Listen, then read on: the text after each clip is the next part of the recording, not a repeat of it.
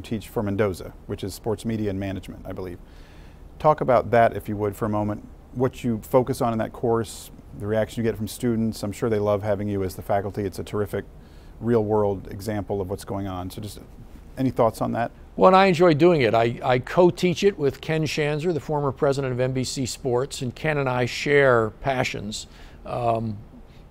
We love this industry, but we have a deep understanding of how media impacts it, and especially from a historical perspective.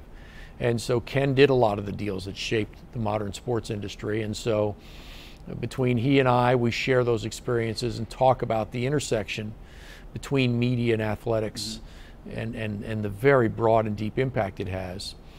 The management part of it reflects our real passion. We feel very strongly about some of the skills young people ought to have when they enter the workforce. And so we use this, the sports motif, as a way to talk about some of the things that we think are important to us for business success.